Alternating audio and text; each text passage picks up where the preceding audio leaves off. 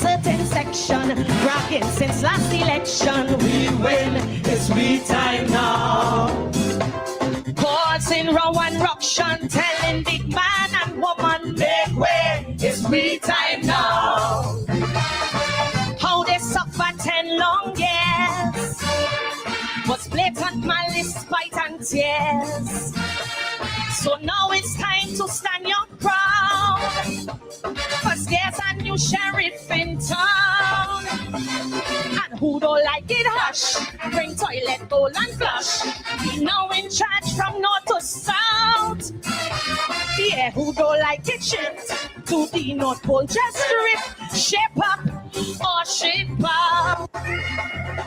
I could still hear the echo, they wrote much on my radio. When we win, everybody win. The universal promise, how they would bear no malice. When we win, everybody win. But then Padas ransom start to jam. We have win. Property tax refund, flim flam. We have win. But CPEP and then URP. Tell me who win. Say too much costs and rather be. Until we stop the fighting, nitpicking and backbiting. Till then, nobody wins. So one from Goose to Uganda, according to singing Sandra in war. Nobody wins. Nobody. Till then, nobody wins. Nobody. Not one body. Till then, nobody wins. Because the code was yellow, a fellow start to bellow. We win, it's we time now. Train his guns on Wassa, locked on them like laser. We win, it's we time now. Cause Madam was a little frail. Her deputy, he did prevail. From Port of Spain to Philippines, get spinning like a drama queen.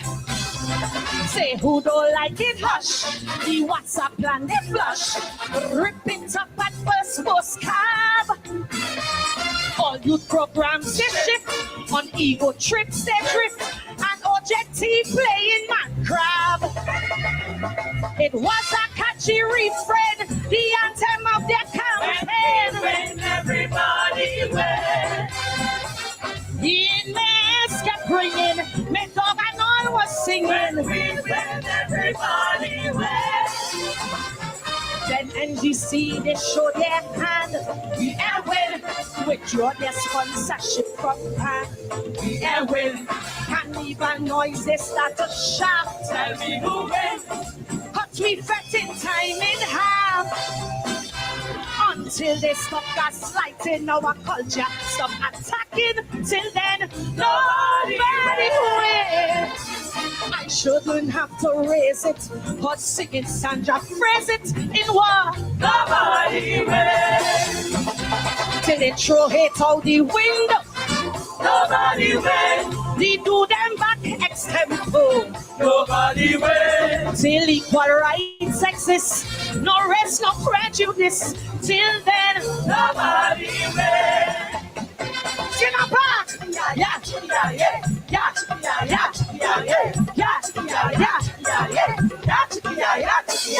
A time for reconstruction, not cries of mass destruction. It's me time now. Nobody should be boasting with champagne glasses toasting. It's me time now. Superior tones we should reject. It's time to build mutual respect. No one should walk with their chest swell. And who don't like it, go to hell. Negative voices hush. The tit for tat just flush. We should be acting more mature. So there's a power shift and not to sudden drift. Country first we should ensure. But I could still hear the motto. They wrote much on my radio. We win, everybody wins.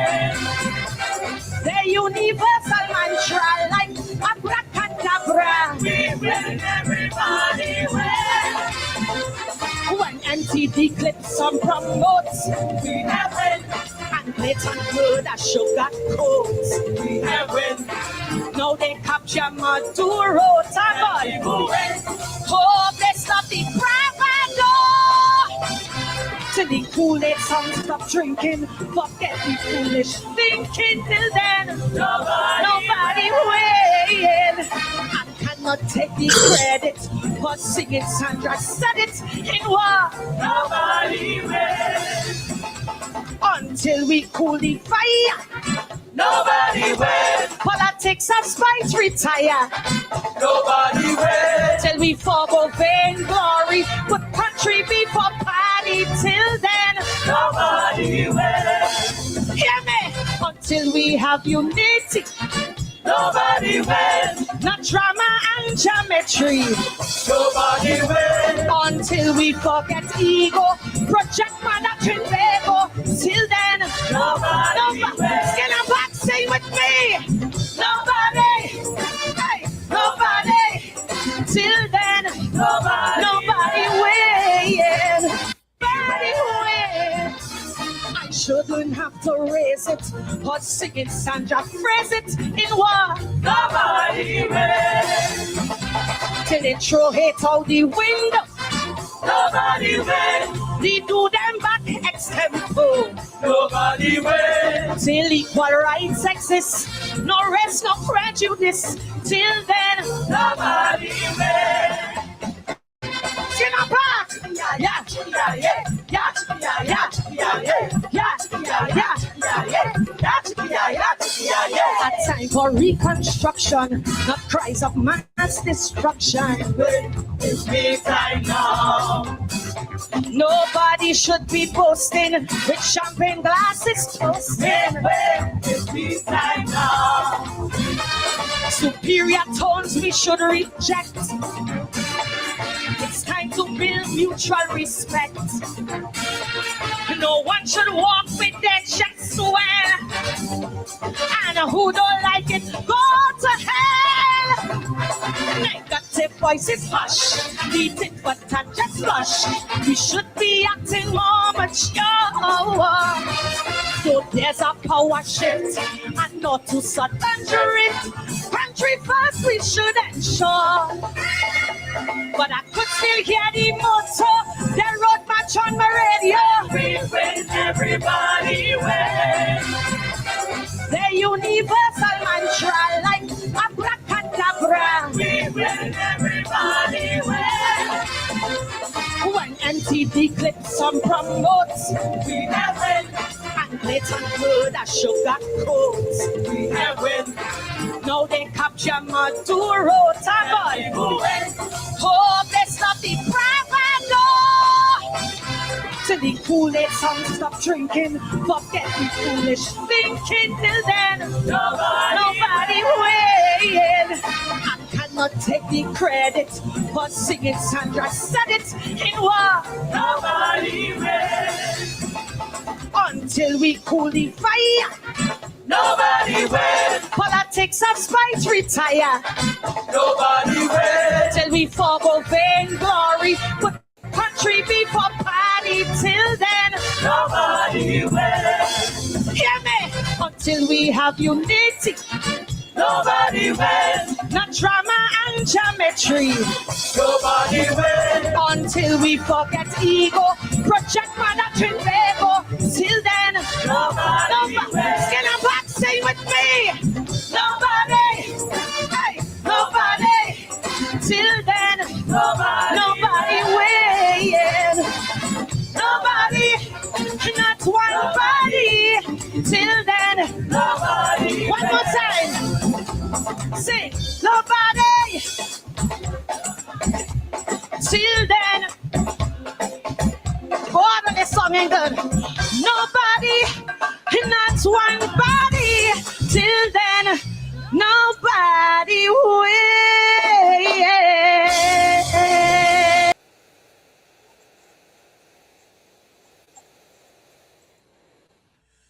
Oh, well. Karine Ashe, the queen of Calypso in Trinidad and Tobago and in our Caribbean. Young one, nobody wins. Nobody wins. Commenting on the triumphalism that has occurred in Trinidad since the UNC won the election last year, and the triumphalism that they won and it's their time now. And the Calypsonian is saying, nobody wins. You may win an election, but in the end, nobody wins. She borrowed the refrain from her mentor, Sandra Devines, the late singing Sandra, who said, nobody wins a war. Nobody wins. Collateral damage is always the people. Good evening to you. Good evening to all of you, wonderful people. It's good to be with you again. Another day in the struggle, another day to right the wrongs, another day to make straight the crooked highways and byways of our politics. It's good to be among the living.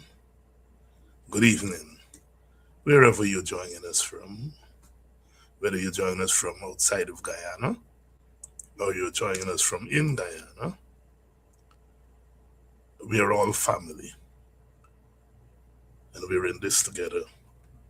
A shout out to all those of you who are preparing for Mashramani. It's happening almost unnoticed because of the budget and the debate around the budget.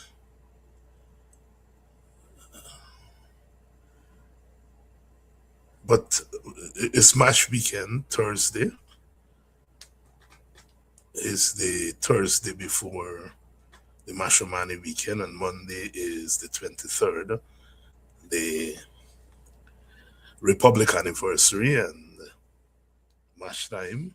I hope people are preparing to at least have a smile on the weekend. After all,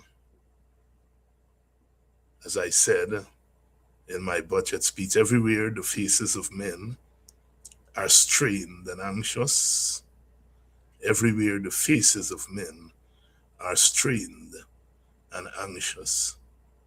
The anxiety and the strain of life in Guyana take their toll. But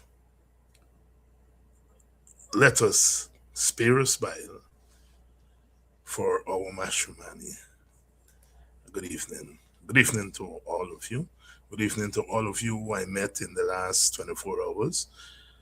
I traveled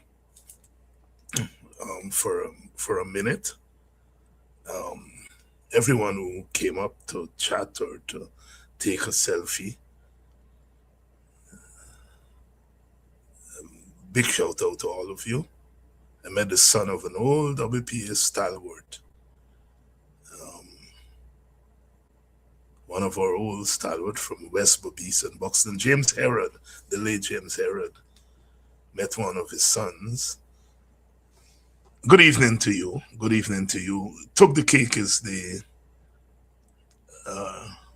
woman, Indian woman who recognized me and say, you is the man that is be giving the government hell. And she said, let me take a selfie. And she go into her phone and she said, this phone does make people look younger than they are when they have something in the phones. Now, I don't know. Indian woman, and she said to me, we are one people, regardless of what.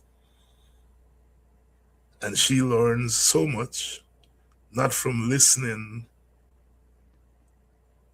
to the side that she is supposed to be loyal to, but listen to the other side. And that's where she encountered me with my signature glasses, she said. "Ah, anywhere." And she encouraged us to continue to fight. Our country is not a monolith, not a monolith. Our country is a diverse country, and it must reflect that diversity, regardless of how we vote.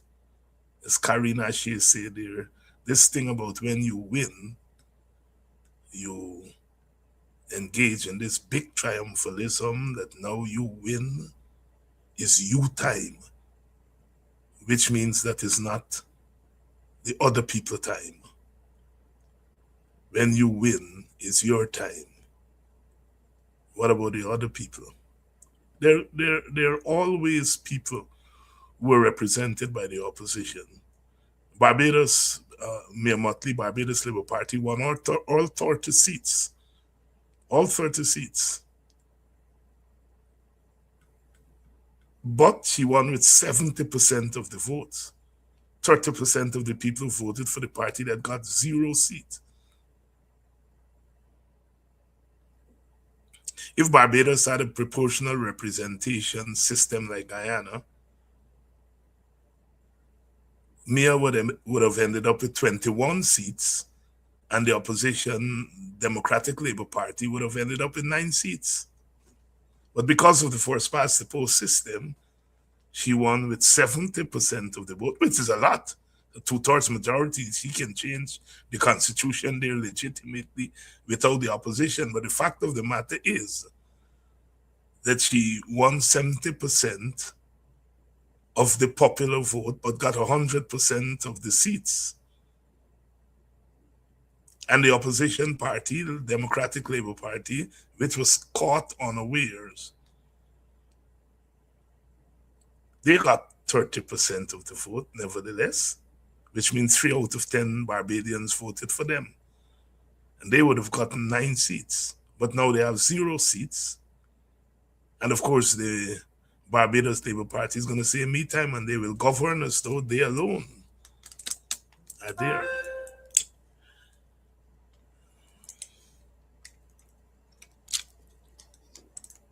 It's one of the good things about our political system is that we have a mixed system, partly first past the post and partly proportional representation. I think 15 of the seats are divided along regional lines, and so that is first past the post. And 45 of the seats is proportional representation. So even if you have a skew with the first past the post votes, it's usually corrected with the proportional representation section.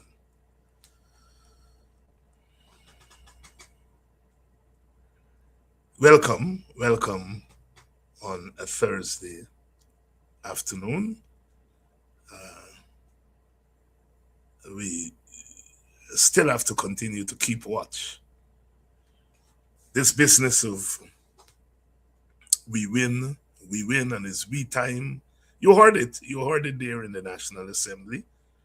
Every speaker on the government side taunted the opposition, especially the APNU, that you will remain in opposition until you die.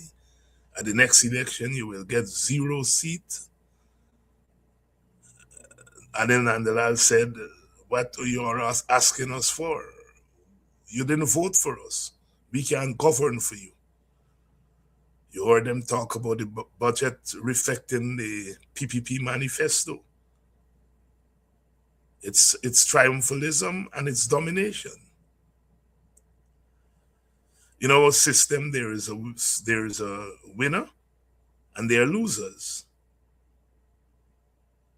The rules say that. but they make space for the opposition. They make space for the loser. It's not strong enough. Article 13 talks about an inclusive democracy, and people usually cite it. But Article 13 is not enforceable. That is the problem in our country. There are some things in our constitution that speak to inclusivity, but they are not enforceable. And we've got to reach the point where we make these things enforceable. And that's why some of us have been talking and advocating for meaningful power sharing a long time ago, starting with Sidney King in 1961, when he called for a joint premiership between Mr. Burnham and Dr. Jagan. He had seen signs that the society didn't want to be governed in a certain way. None of the two major ethnic groups wanted to be governed by the other. And so he argued that both of them should govern, hence a joint premiership. But it was rejected by both Jagan and Burnham. In fact, Sidney King was expelled from the PNC because they said he was preaching race, because he had argued that if they didn't want to come together, then as a last resort, they should consider partition, where East Indians live in one zone, Africans live in one zone, and those who want to live together live in a third zone. Sometimes people forget that part of it.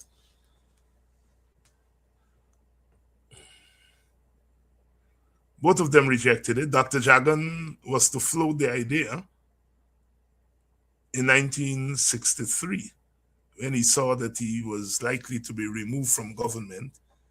He then floated the very idea of a power sharing between himself and Mr. Burnham, with Mr. Burnham being prime minister and he being deputy prime minister, divided the cabinet seats between himself and Mr. Burnham. They almost the same thing that Sidney King had advocated 2 years before, and they rejected.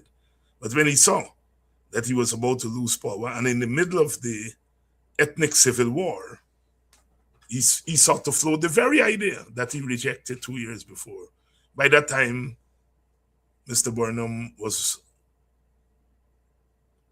anticipating being put into power, and he said no to Dr. Jagan. Said no to Dr. Jagan.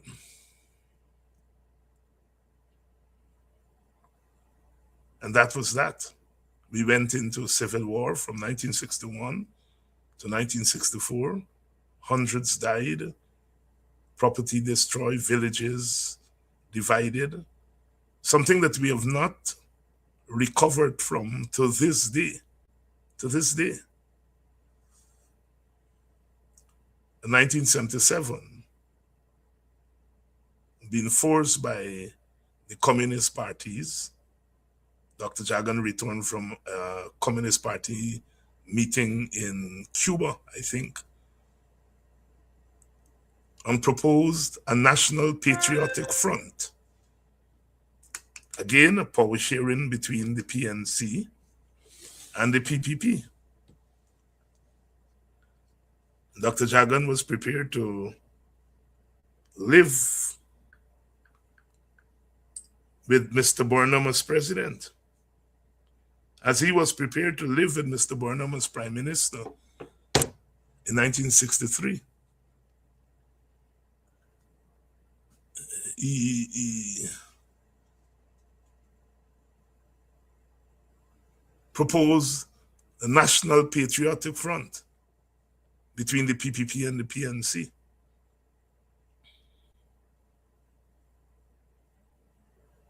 Again, Mr. Burnham rejected the proposal. Mr. Burnham famously said if the Mensheviks had joined with the Bolsheviks, there would have been no Russian Revolution. The Mensheviks were the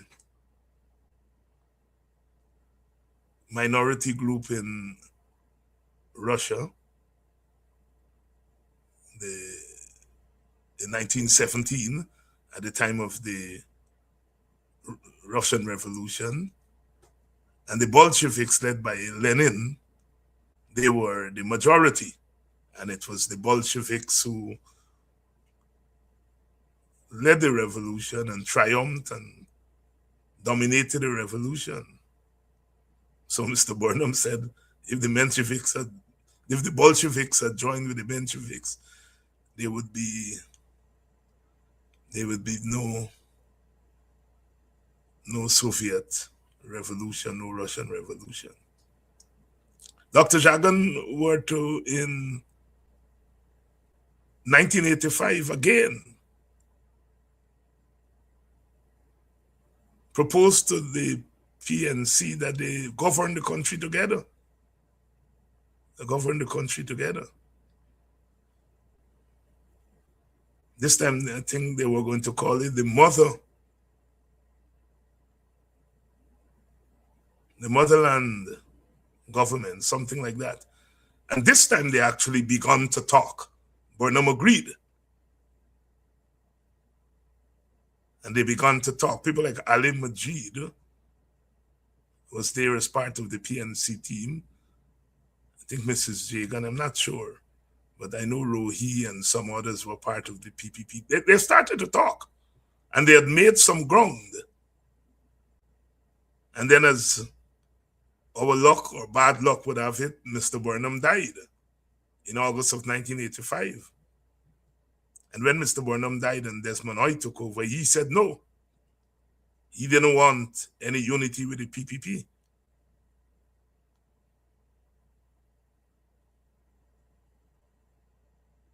And so that initiative was squashed. Hoyt himself, after much dancing and delay, would in 2002, at the PNC Biannual Congress, declare that power sharing is an idea whose time has come, and agreed to power sharing with the PPP. Unfortunately, he died that year. He died in December of 2002 and didn't get to see it through.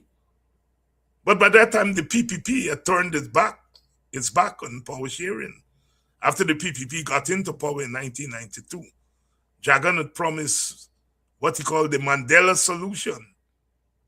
If he won power, the Mandela solution, borrowing from Nelson Mandela, who, when he came to power in 1994 in South Africa, mandated that part of the seats in government must go to the apartheid party. And so he gave, I think it was 1/3 of the seats. I may be wrong with the proportion, either 1/3 or 1/4, but he gave part of the government to the apartheid party and made Mr. de Klerk a vice president. This was the apartheid party that had ravaged black people in South Africa, jailed Mandela, but Mandela was gracious enough to say that white people are part of the country and they should be part of governance. And he gave part of the government to them. And then there was the Inkatha party, which was the Zulu party, black party in Zululand. They were causing a lot of trouble. And Mandela brought that party, the Inkatha party, into the government. And he made, I think it's Buthelezi, I can't remember his name now, but my bright students here, I'm sure, will remember. He brought in the Inkatha Party, made the leader of the Inkatha Party the Minister of Home Affairs, so put him in charge of law and order in the country. And Mandela was something else. He didn't play. He said this country belonged to everybody. So when Jagan came to power here in 1992, when he returned to power, he said he was going to implement the Mandela solution. But once he got into power, he turned his back. He first turned his back on the WPA. What is not known by many Guyanese, I'm sure including a lot of students here, in 1992, the PPP needed one seat to get a majority in the National Assembly.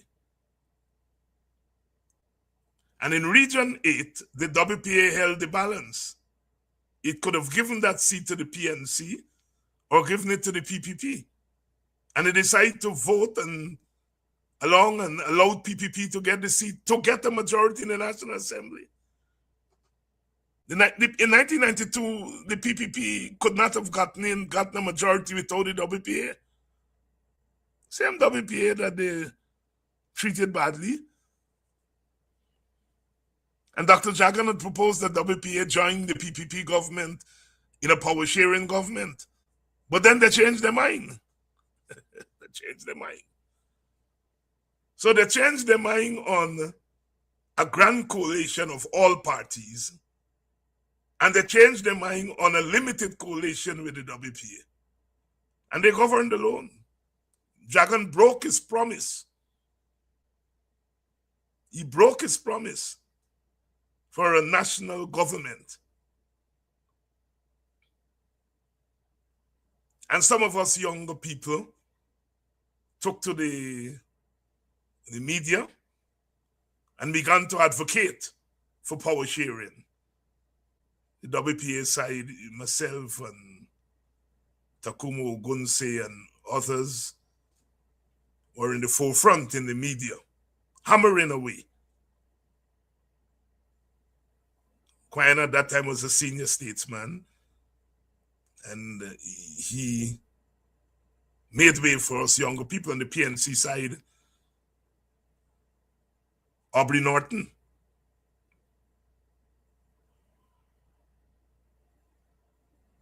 Sherwood Lowe,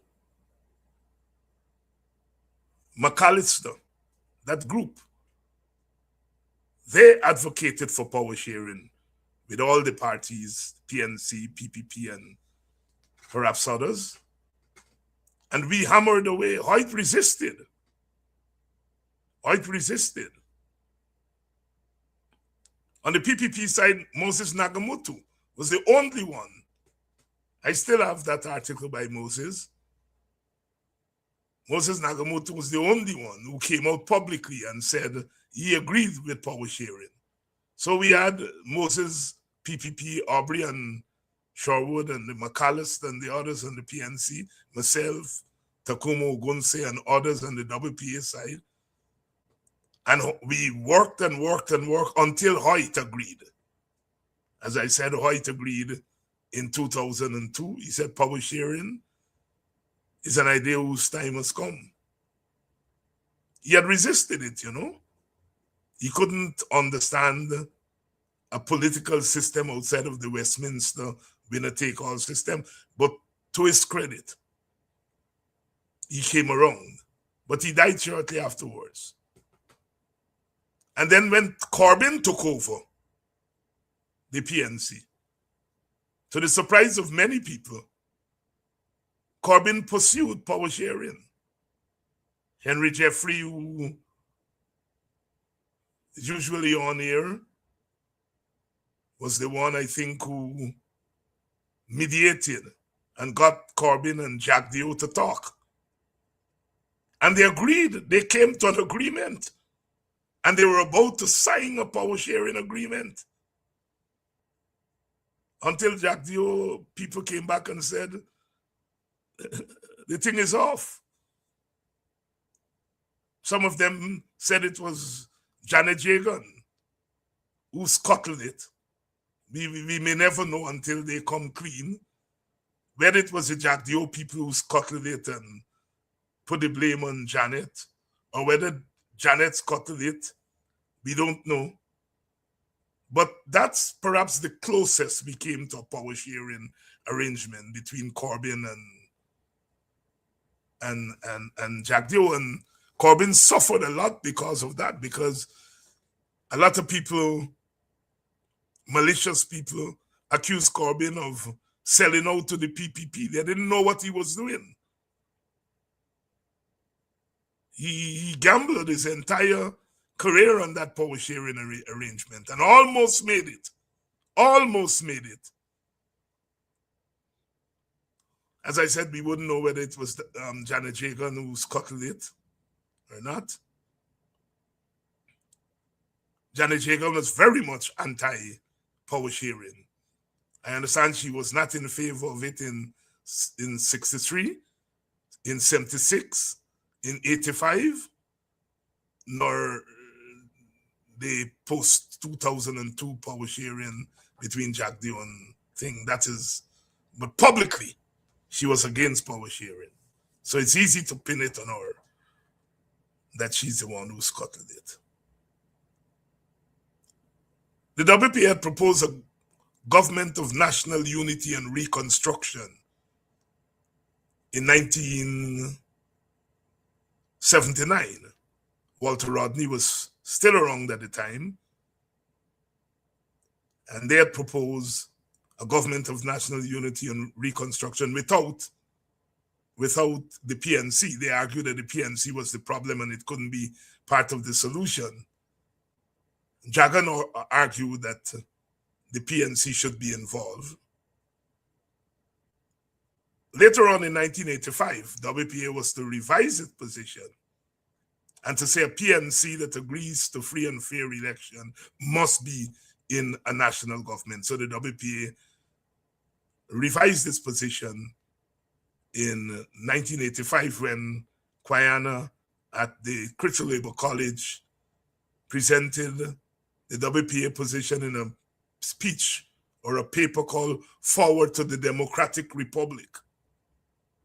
And Rodney himself, when he was alive, did say that if the PNC agreed to free and fair election, then he's prepared to work with the PNC in a power-sharing government. So as usual, I give you all that history. And thanks to the brothers last night I met at the airport who thanked me. Sometimes I feel, a big man like me, sometimes I blush. But thank us for educating the nation on its history and its culture and so on. And we all have roles to play. And perhaps that is our role, and we play that role. Because buried in our history are some truths that will make some people feel shame today.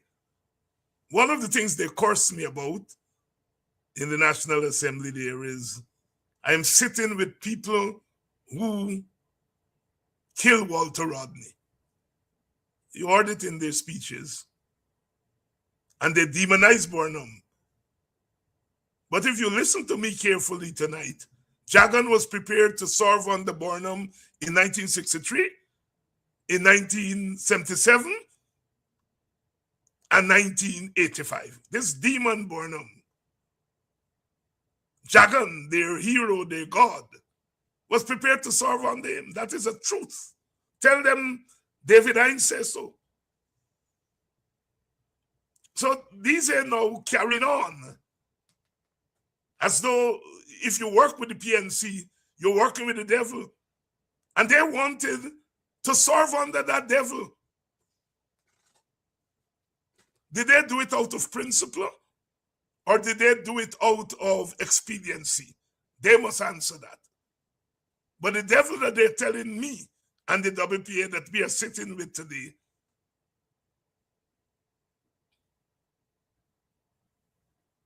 they wanted to sit and serve under that devil.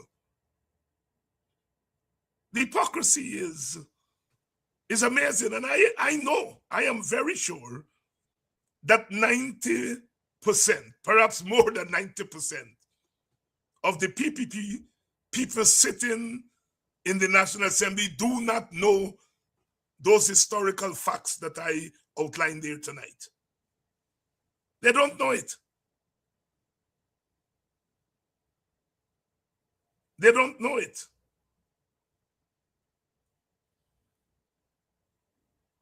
So it's part ignorance. And when ignorance meet with hatred, it's a bad thing. The Burnham that they're cussing me about, or Burnham jail me, I look and sit down with Burnham killers.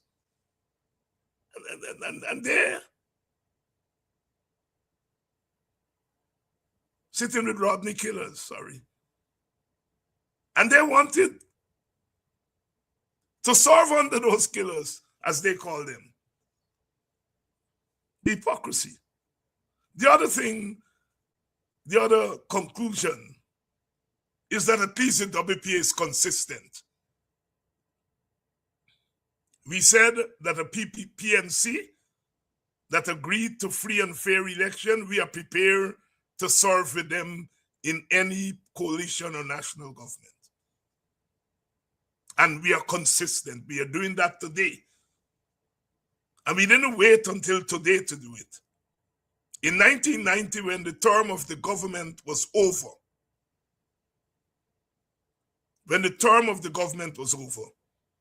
and Jimmy Carter came and they agreed to change the rules to allow for open elections, they couldn't get the reforms done in time for the election. So they had to agree to an extension. And the extension lasted from 1990 to 1992. So the PNC government under Hoyt got an extra 2 years.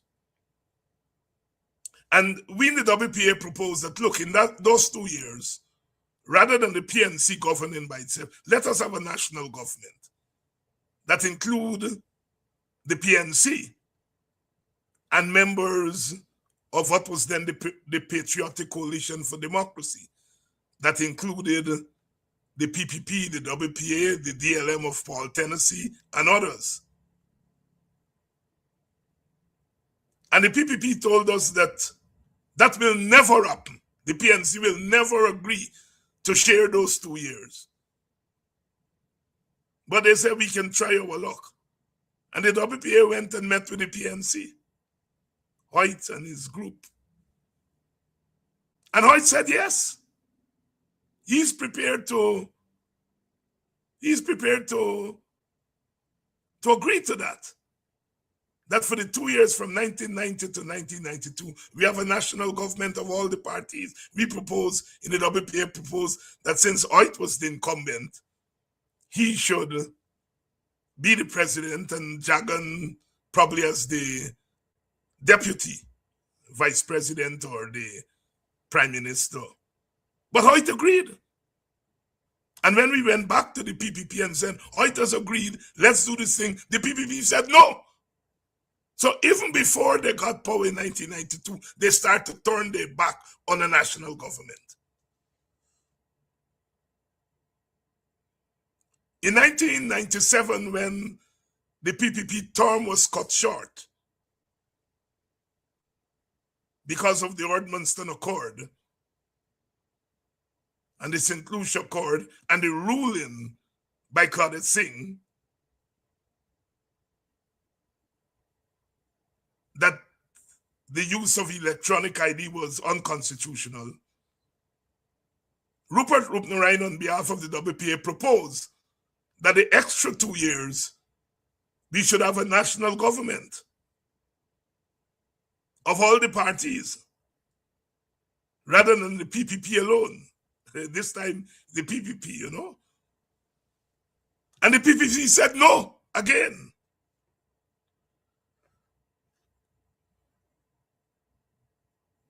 And you remember in 2020, after the impasse, and we couldn't agree, they going to court up and down, and delaying, the PPP going to court, and delaying the result for 5 months. They put that blame on the coalition. But it's not the coalition that went to court.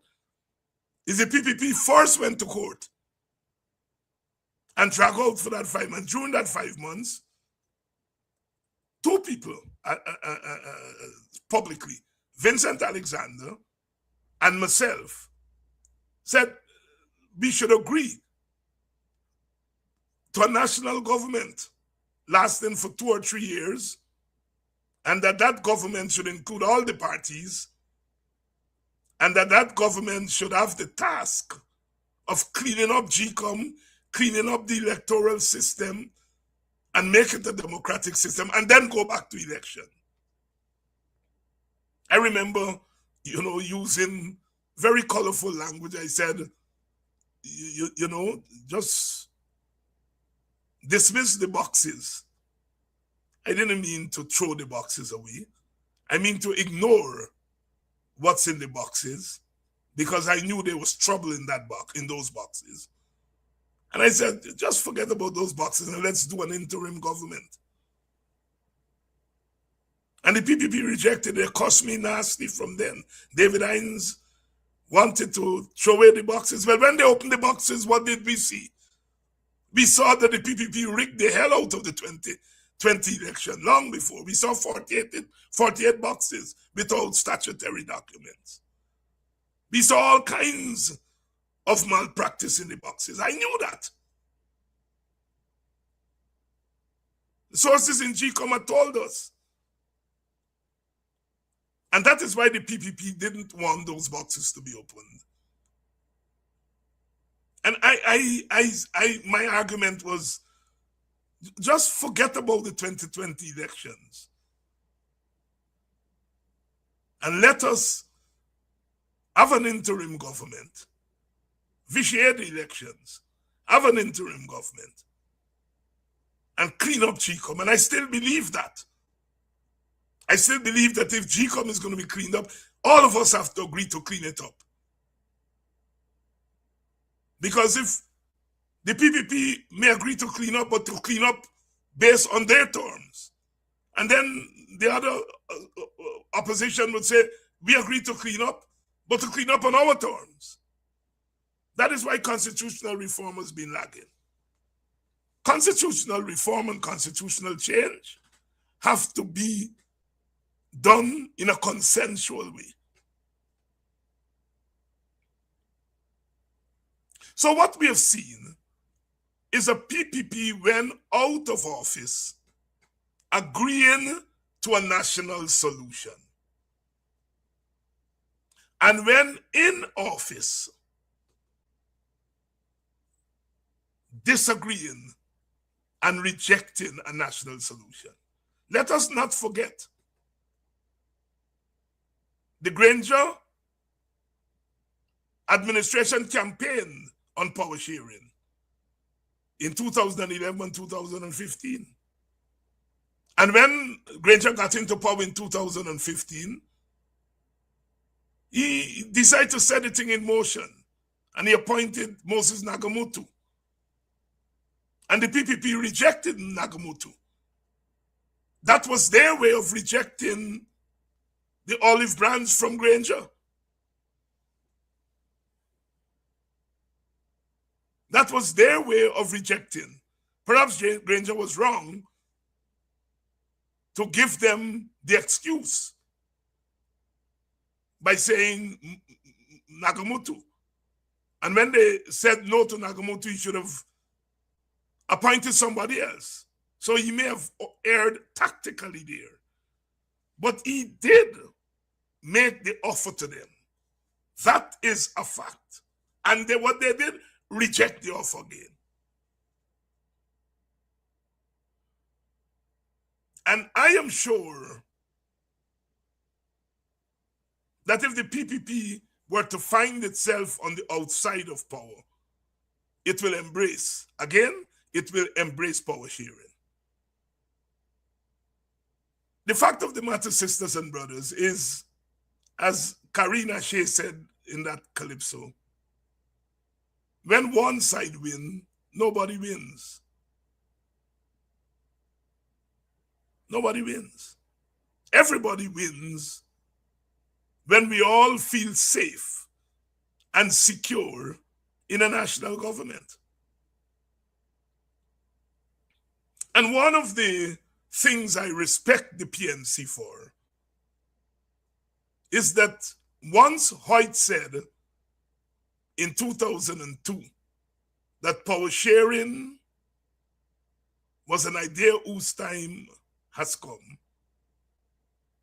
the PNC has remained open to power sharing. From 2011, it has gone into elections with other parties. And it has remained consistent in the bid for power sharing. One can go back to 2006, I say 2011, but one can go back to 2006 when the PNC went in with PNC won Guyana. So go back to 2006, 2011, 2015, 2020, 2025. The PNC has gone into the last 5 elections as part of a coalition. And I respect them. The PNC could easily say, because some PNC members have been saying the PNC, until up to now you hear it, the PNC shouldn't go in with no APNU and all of that. The PNC should go on its own and so on.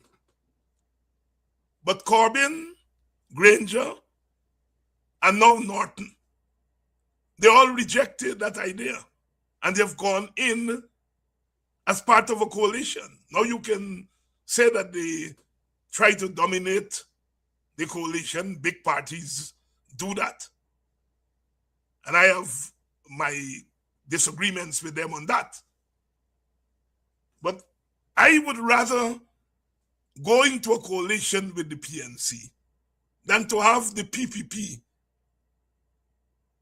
out there on their own. Doesn't mean that I agree with everything that the PNC does. I agree with the PNC on policy. I disagree with them on emphasis. But I think what is more important is the policy and the commitment to a national solution. And that is why the WP had no hesitation in 2025 in going into the elections with the PNC as part of the APNU, although we weren't members of the APNU, we had left the APNU. But we decided to go in with the APNU for the election because we felt it was a better option than going it alone.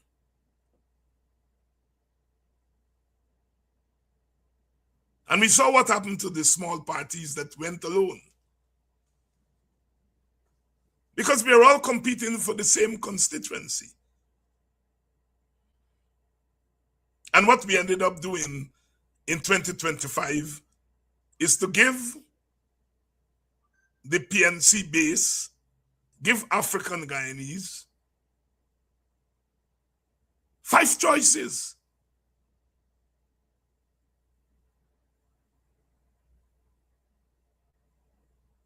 We give them the choice of Apnu, Mohammed, Amanza,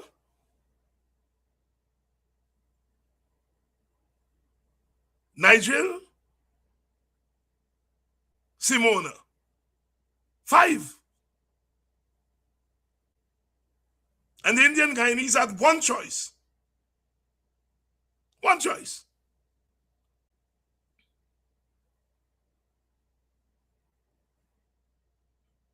Amerindians also had Amerindians also had, like African people, we gave them a wide open. But African Guyanese split up their votes because we didn't give them the choice of one coalition as we had done in 2011, 2015, and 2020. 2011, it was a divided opposition, but 2015, we came together. We gave them 5 choices, and they say, all right, we are democratic. We're going to give a little bit to everybody. And what has happened in the end? As a group, we are weakened because the 5 parties are not working together. There are 3 of them in the National Assembly. And they're not working together. Through no fault of the voters. Voters don't vote for division. Voters make their choice, and then it's up to the leaders to make good on the voters' choice. In hindsight, by voting the way the voters voted on the opposition side,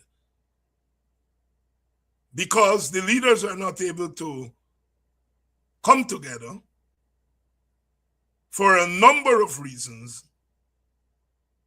the opposition is weakened, and African Guyanese hold on the community, on the society, on the country is weakened.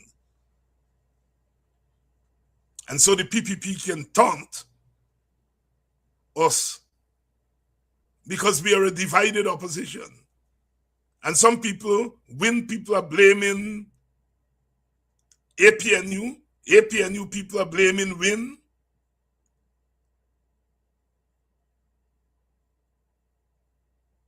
The reality is that that's where the logic has taken us. Our country is never going to realize its full potential until all of us, all the political forces, are guaranteed a place in government.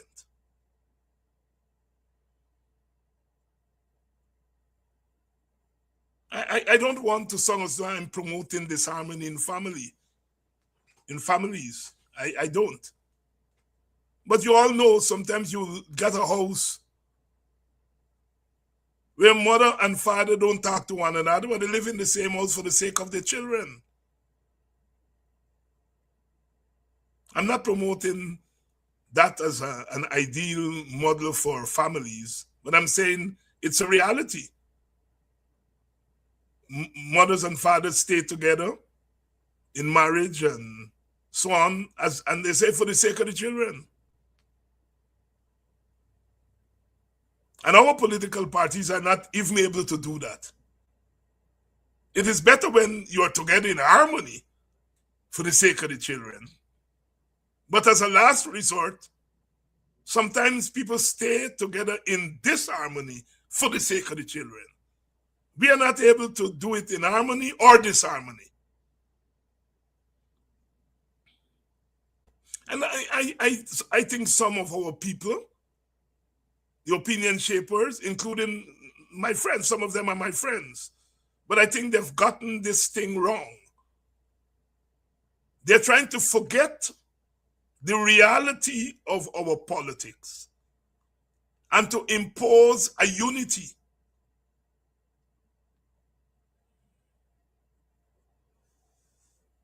I remember in 1985,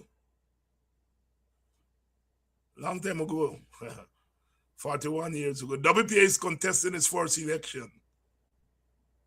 And we were very excited. We had never contested an election before. And we were very excited, we young people. And we put our all into the campaign. We knew it was the era of rigged elections, but that didn't bother us. We were excited that the WPA was contesting its first election. And some people came on the eve of the election and suggested that we go into the election as a coalition with the PPP, with Dr. Jagan as the presidential candidate. This was 1985. And there were some members of the party who were open to it. But I think many of us younger people were not open to it. I remember not being sanguine with it, not being open with it, largely because, we had worked in Buxton and the other villages on the East Coast to prepare our people for WPA entering this election. Brother UC was the presidential candidate. And we had mobilized on that.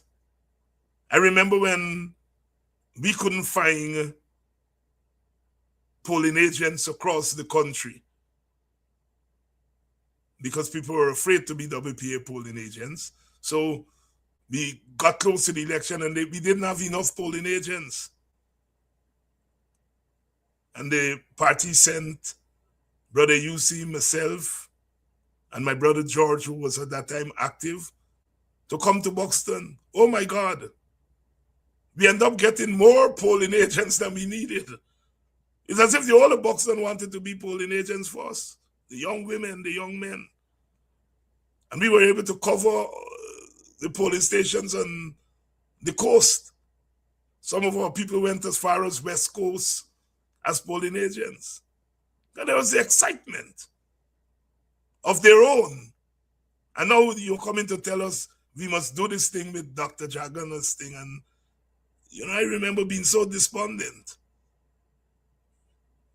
Because now you have to go and tell these people Dr. Jagan would be the presidential candidate.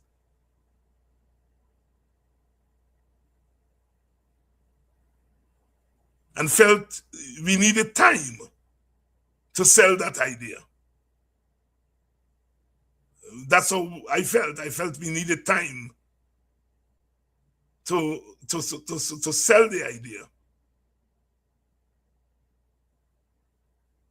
So we have always grappled with this thing of national unity. We can't do this thing on our own. No one party. No one party. Many people have congratulated us. The APNU 12-person team for holding our own in the National Assembly. But we are a coalition. Those 12 people are made, those 12-man team, 12-person team, is made up of WPA, PNC, and people forget it, AFC dissidents. So in a sense, you have 3 parties there. We are the only group there that is showing the country how different forces can come together and work together. If somebody were to come in, they will think that we're all of the same party because we developed that camaraderie and we play our different roles. That we are a coalition. That's what APNU is always holding up to this country itself. Ideologically, ethnically, we are holding up ourselves as a country to the government. So to the country, holding up ourselves. The diversity of the country, we are holding up to the country. And saying, this is what you ought to look like. If I were to say that we agree on everything under the face of the sun, no, we don't. We agree on the basic and the fundamental things. And we have disagreements, but they're slight. They're slight. And I want you all to pay attention to that. The APNU is a coming together of 3 forces. The PNC, AFC dissidents, Jarrett and Sherrod, and WPA myself.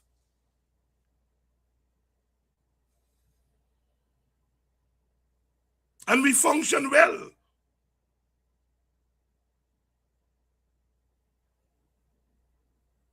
We bring our ideas together.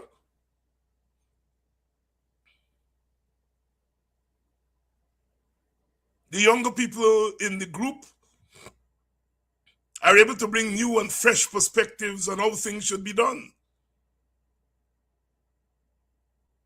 I am the grandfather in the group, the senior statesperson, and sometimes I have to bring to bear my long experience in politics on the group.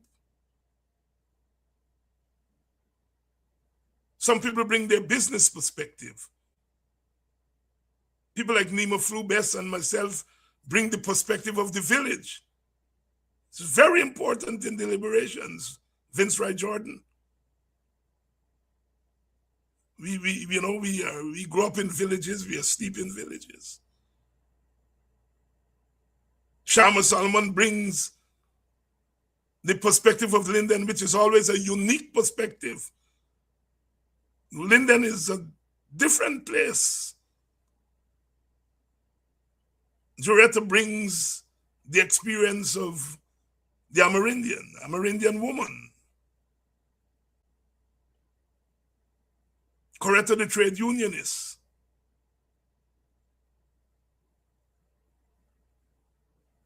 Some of the people there are urban people, urban businessmen.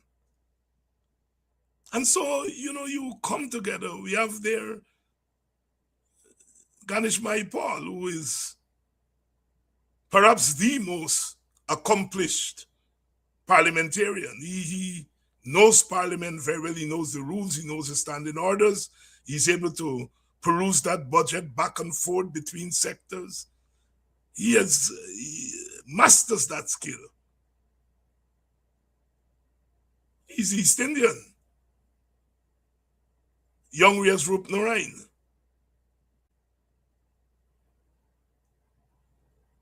Psycho Andrews, the young businessman, along with Terence Campbell.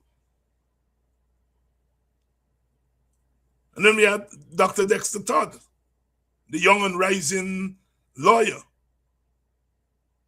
who brings that gaze of the law. And so we are able to work well as a team. And it's one of the things that I have always believed in, and we have always believed in, and that is politics as teamwork. So when people ask us why we didn't vote for the budget, is there nothing in the budget that we think is worthy of voting for? And the answer has to be, yes, there are lots of things in the budget that we find laudable, lots of initiatives that we find laudable. Our problem with the budget is deeper than the initiatives. We have a problem with the fundamentals of the budget. What ideals drive the spending? All of us came up in homes with the greatest economists in the world, housewives, our mothers. They do budget. They have to do budget every week, fortnight, sometimes every day. How do you have $40 needs, and how do you meet those needs with $20? The greatest economists, women, housewives. But our mothers were very clear when they were making those budgets. They were very clear. At the end of the day, they wanted their children to do better than them. That was the fundamental thing that drove them, the worldview. They wanted their children to do better than them. So sometimes they had to make a choice between that geometry set.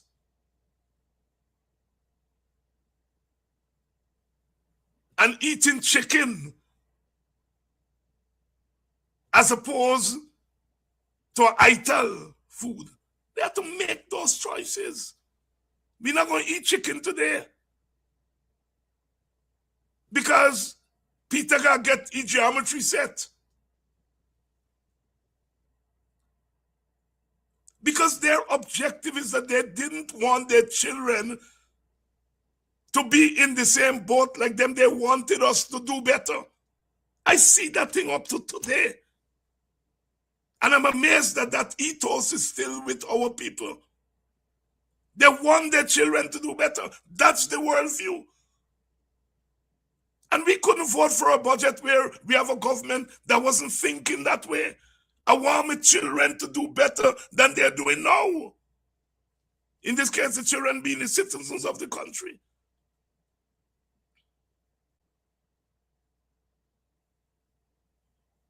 What is the fundamental objective? Why are you spending money?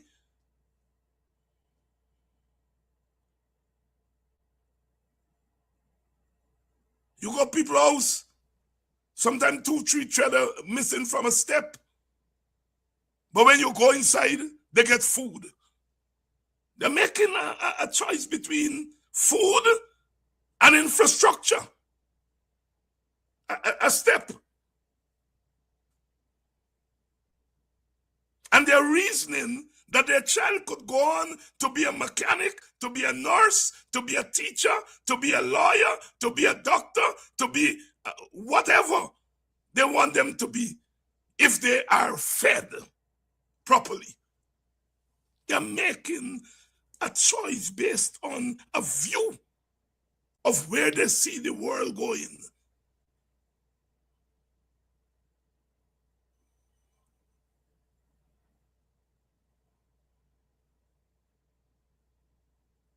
I was speaking to my mother on Sunday, who's doing a little bit better now. And she was telling me as she was paying attention to the budget and all of that she ended up crying. So I said, Mommy, well, what were you crying? You crying for the people budget? She said, no, the reason she was crying is that she couldn't come to grips with her son being a leading voice in the country. Although I've been doing this since I was a boy, my mother still can't deal with it. And I had to explain to her how she made it possible by some of the choices she made. She moved to Washington, D.C. in 1969, and she would pass by Howard because she lived a couple of blocks. And she would see these children, young people going into Howard, well-dressed and looking nice and talking properly according to her. And she vowed that one of her children would go to Howard. She don't know that you have to pay plenty money to go. So she started sending me Jet magazine and Ebony and all these Black American things long since I was a boy. They would send it and so on. And so she was preparing me for Howard, even though she didn't know where the money coming from. And I was explaining that to her, that, you know, see your part in it. Your part in it. I eventually went to Howard University, you know. I would have known nothing about Howard had it not been for my mother, who barely had a 5th standard education.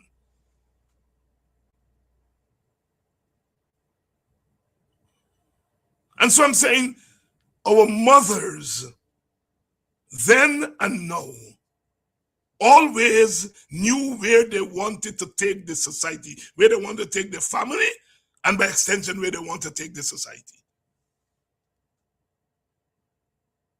And that is what is lacking in our government and this budget. Is that you have money to spend, and you're just spending.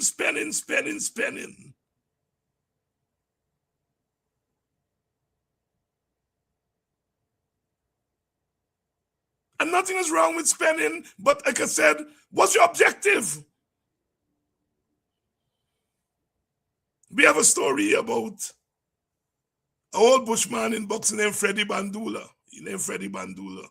You go a bush, and when you come back in the village, they say you light $5 for look for dollar. You light for throw light for look for dollar that you drop out the pocket. And somebody was saying one day that, Freddie Bandula had no good. And one of the older men explained, he said, what Freddie Bandula was doing was demonstrating to black people that they could own money, that they could own wealth, and they must not be afraid of wealth. That he made money to the point where he could light one and look for the next one. And I found that very insightful. Whether Freddie Bandula himself was thinking that, this is what was read into what he was doing. There were two views. One, that he's stupid, you waste money. But the other view is that he was showing that a black man could own money.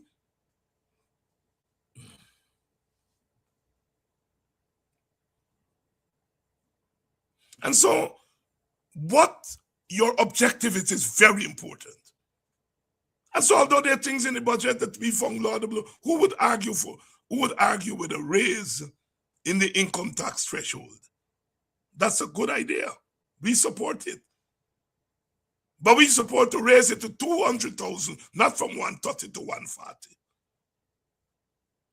Who would disagree with a raise in old age pension? But we wanted it to raise from 40-something thousand to 100,000, not 41, 43 to 48. So it is not the initiatives. It is the thinking behind the initiatives. We don't have a problem with infrastructure development. Who would not like better roads and better bridges? What we object to is spending half of the budget, half of 1.6 trillion dollars on infrastructure. What we objected to is the way in which infrastructure is used to promote corruption. What we disagree with is the way in which the infrastructure money is used to promote inequality.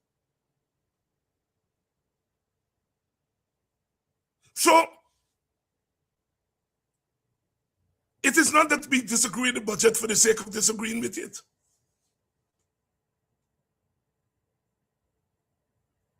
It is the worldview behind the budget. It is the method of distribution of the monies in the budget.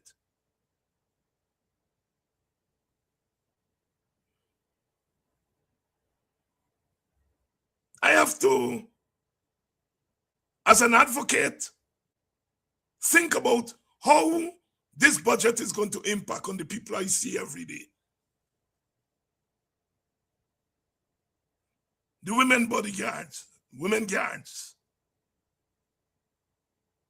the teachers, the public servants, the small farmers, the housewives, the small businessmen. I have to think about those people because those are the people I see every day, the old people. And I am going to that budget with that gaze. African people, poor people of all races. And when I look at that budget, I'm saying, am I seeing these people in there? And I'm saying, no, I don't see them. They're there, but they're in the shadows. I see some other people in the front. I see the friends, the family, the favorites. I see the rich. I see the powerful. The powerless are there, but they are in the background. The sufferers are there, but they're in the background. And so, while there are initiatives in the budget that we welcome, it is the budget in its larger perspective and in its targeted perspective that we disagree with. I cannot look black people in the face and say, Amerindian people, there is so much money in there for Amerindian people. God bless the government. God bless the Amerindian members on the government side and the opposition side for ensuring that our First Peoples get resources. I look in there, I see money for sugar, although sugar is not bringing back much. And I say, God bless the government and God bless the advocates of the sugar workers. The same for the rice farmers. The same for the fishermen and women. The same for business people, the commercial sector. But then as an African, what am I bringing back to African people that has their name on it? In a multi-ethnic society, you have national programs that benefit all peoples, all races. And then you have particular programs that have the names of the ethnic groups on them. LCD money has to go to Amerindians, is their name on it. Not Indian people or black people. Amerindian people, the LCD money is there. Gaisuko money got Indian name on it. But where is the subsidy for public servants?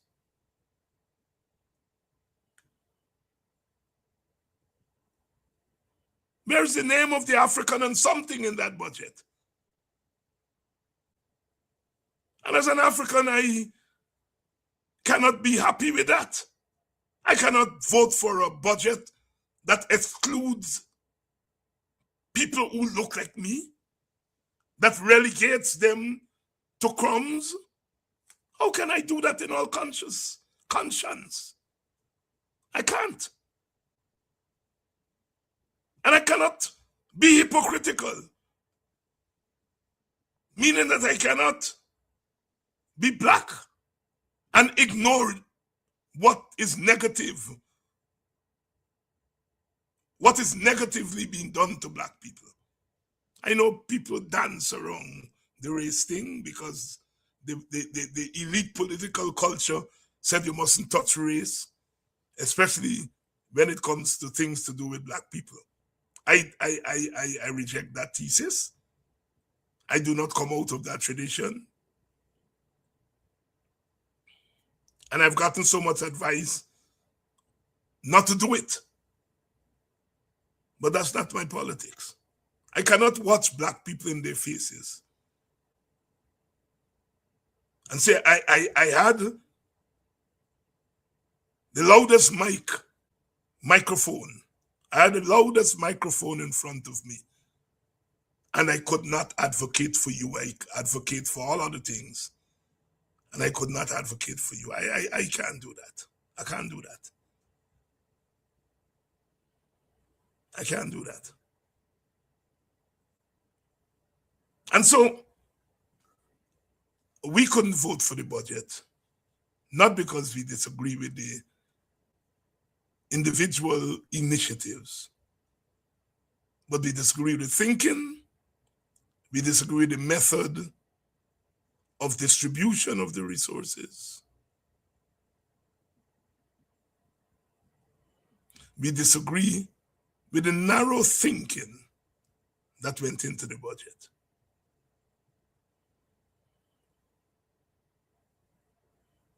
We are going to continue to press forward. We are taking our budget into the communities with what we call street parliament.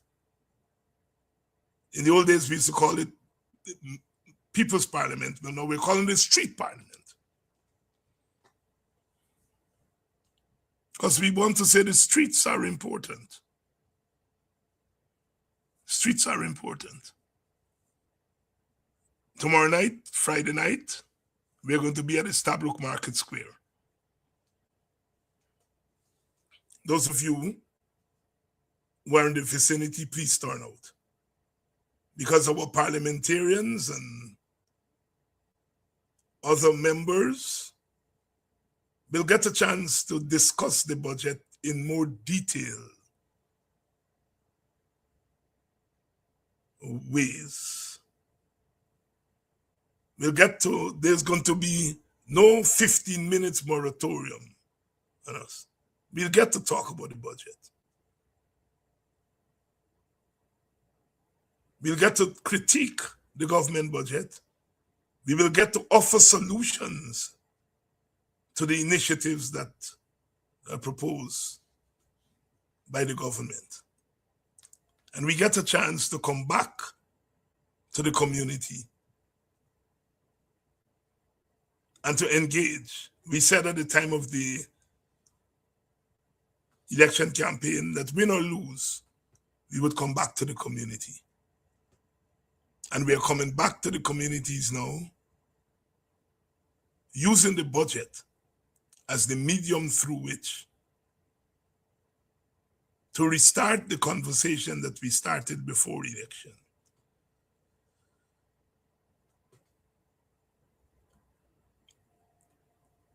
And then we're going to move to other parts of the country. I think the next week we're going up to Linden. We're taking the big population centers first. And then we're going to come into the villages. We're going into the hinterland.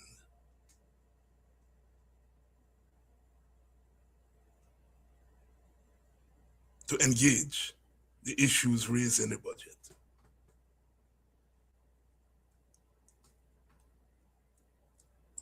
We're not giving up. We're not surrendering. We'll continue to fight the good fight.